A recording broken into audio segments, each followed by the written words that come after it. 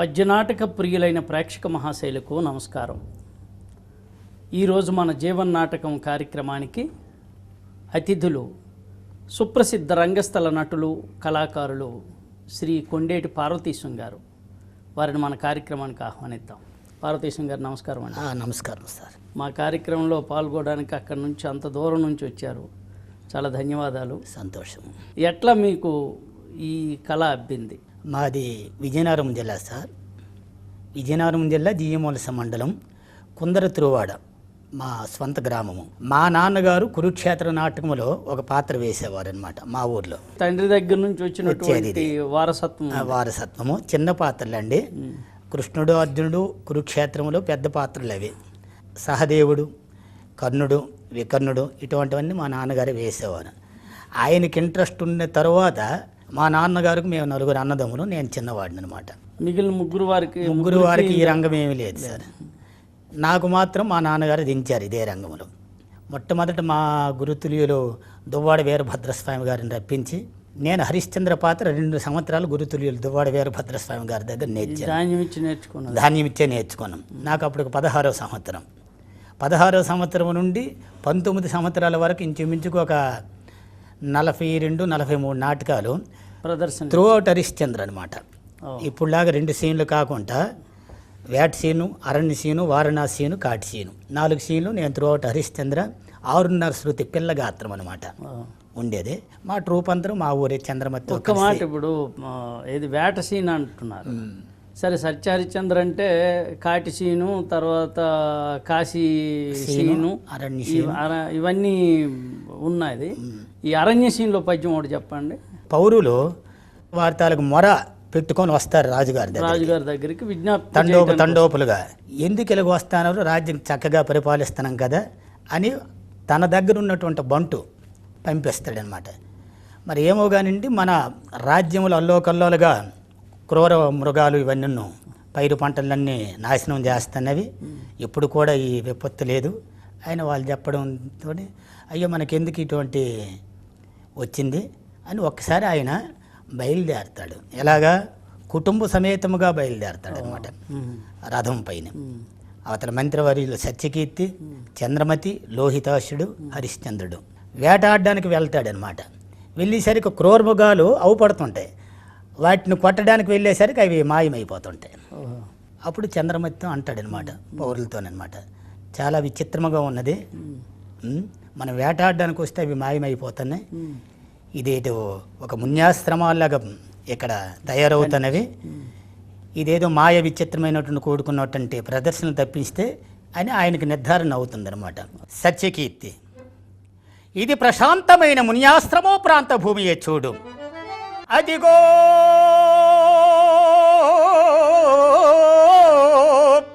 కాల్నడరేవునున్న సెలయేరు,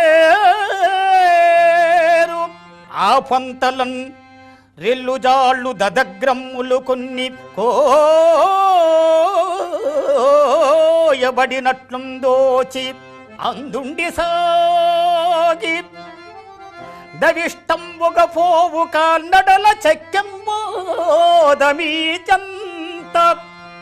సత్యకీర్తి, అయ్యదే నివార ఫుటాహుతిన్ పొడము తీయంబైన నెత్తావి. ఇది ఒక పుణ్యాశ్రమము. ఇందు వేటకడంగా రాదు. అంటే క్రూర మృగాలు వేటాడడానికి వచ్చినటువంటి వాళ్ళకి దాని తాలూకా శబ్దం లేకుండా పోయి ఒక పుణ్యాశ్రమం అంటే ఒక మున్య ఆశ్రాల్లాగా ఇక్కడ తయారవుతున్నవి. ఇక్కడ వేటాడడానికి ఎంత మాత్రం కూడా పనికిరాదు. దూరముగా పోయి వేట నిషిద్ధం అక్కడ. దూరముగా పోయి వేటాడరు అని చెప్పేస్తాడనమాట. మీరు నటులే కాకుండా మంచి హార్మోనిస్ట్ సార్. అది అంటే నేను చెప్పాను ఇందాక, గురువు గారి దగ్గర నేర్చుకున్న తర్వాత ఒక 42 నాటకాలు ఆడే తర్వాత గాత్రం పోయింది సార్ నాది, పిల్లడు గాత్రం. తదుపరి గురుతుల్యులు మాకు గిజబ తోటపిల్ల దగ్గర బ్రాహ్మణ సాయన గుంపస్వామి పంతులు గారి దగ్గర కొద్దిపాటి సంగీతం నేర్చుకొని పేరు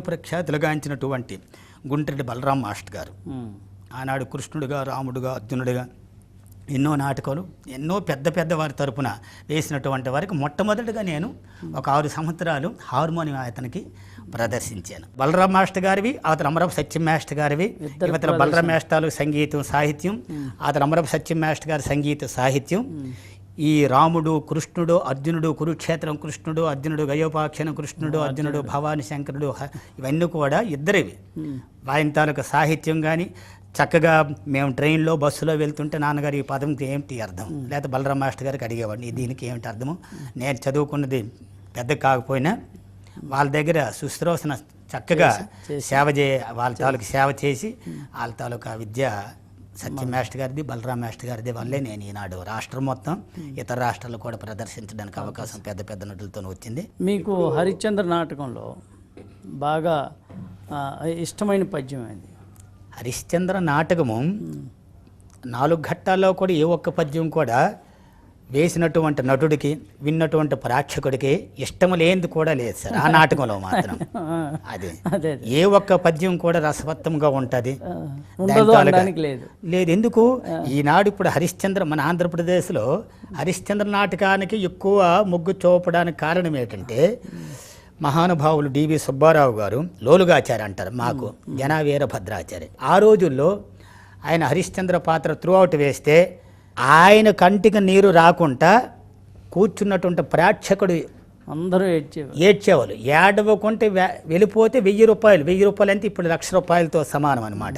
1000 రూపాయలు ప్రజెంటేషన్లు ఇచ్చిన స్టేజీలు కూడా ఆయన ఉన్నవి. సార్ లోలుగాచార్య బాణీలు అనండి పద్యం. అలాగే సార్, అలాగే. ఎక్కడి సంపదలు ఎక్కడి సౌఖ్యములు దేవి తిరమై తిరమై సంపదలల్ల వెంటనొక రీతి సాగిరావేరికి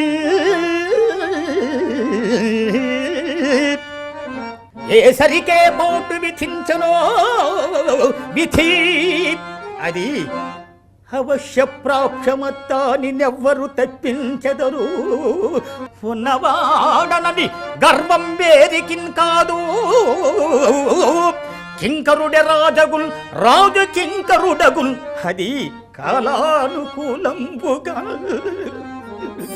మిత్రమా, స్నానాధ్య స్నానములు లేవు కనుక ఇంచుక చేపు ఈ బృందాను విశేషములు చెప్పెదను.